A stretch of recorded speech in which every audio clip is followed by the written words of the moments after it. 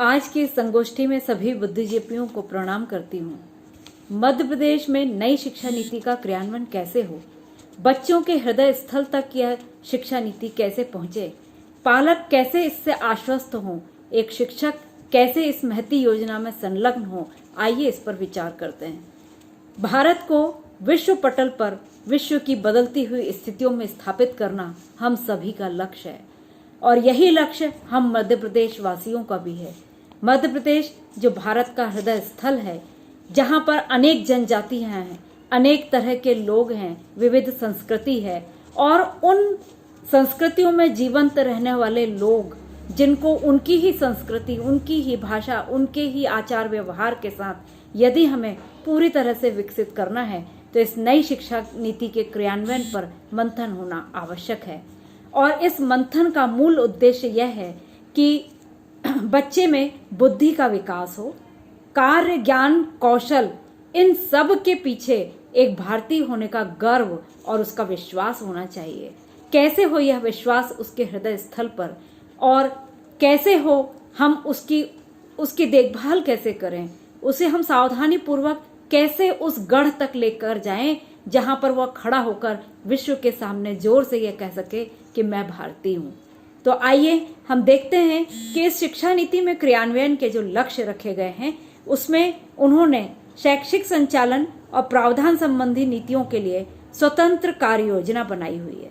सारे प्रशासनिक महकमों को स्वतंत्र किया हुआ है और सक्षम बनाया है कि वे अपने इस कार्य को पूर्ण करने के लिए स्वतंत्र रूप से योजनाएं बना सकते हैं।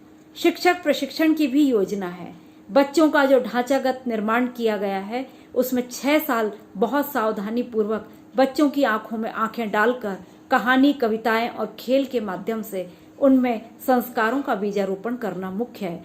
इन्हीं सारी बातों के साथ यदि हम फील्ड लेवल पर चलते हैं तो एक शिक्षक के कंधे पर बहुत बड़ा दायित्व है और एक शिक्षक का मौलिक कर्तव्य है, मौलिक अधिकार है कि वह बच्चों को पढ़ाए। यदि बच्चों को पढ़ाना है तो शिक्षक को स्वतंत्र होना बहुत आवश्यक है।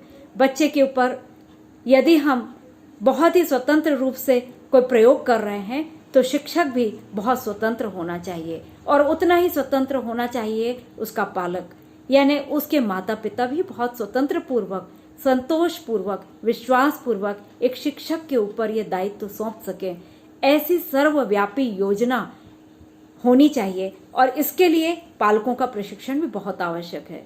ये प्रशिक्षण एक दिन में समाप्त होने वाला प्रशिक्षण नहीं है, यह प्रतिदिन होने वाला प्रशिक्षण है जो शिक्षक के साथ और पालकों के साथ लगातार वार्तालाप से ही संभव है।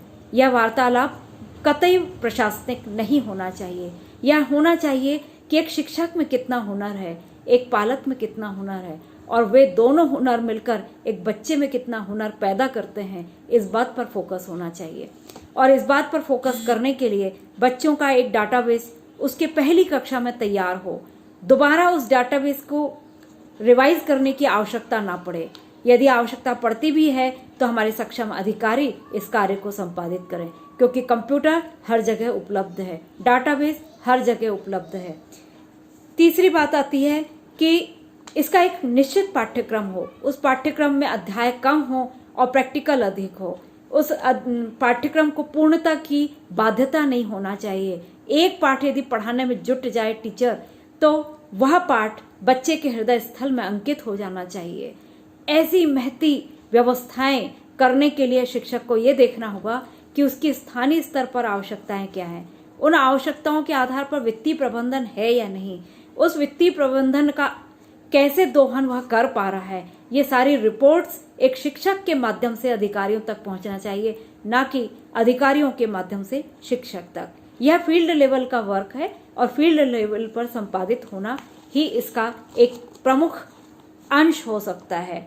यदि हम छात्र को छात्र मानकर अध्यापन कर रहे हैं तो वह छात्र कभी विद्यार्थी नहीं बन पाएगा, क्योंकि विद्या अर्जन तो मृत्यु पर्यंत चलने वाली व्यवस्था है, ना कि एक दिन में समाप्त होने वाली, और यही इस शिक्षा नीति का मूल है। तो क्यों ना हम छात्र को विद्यार्थी माने, उसे एक बच्चा माने और उसे इसी शब्द से अभिप्रेत किया जाए। जिस तरह बच्चे की संतुष्टि शिक्षा नीति का प्रमुख प्रयोजन है, उसी तरह एक शिक्षक और प्रशासनिक कार्यों में लगे हुए सारे लोगों की संतुष्टि भी एक प्रमुख प्रयोजन होना चाहिए और पालक की संतुष्टि तो अंतिम बिंदु पर है। इन्हीं सारी संतुष्टियों को समेटते हुए आज की संगोष्ठी में मैं अपने विचार रख पाई, इसके लिए मैं तो बहुत बहुत आभारी हूँ। सभी को धन्यवाद।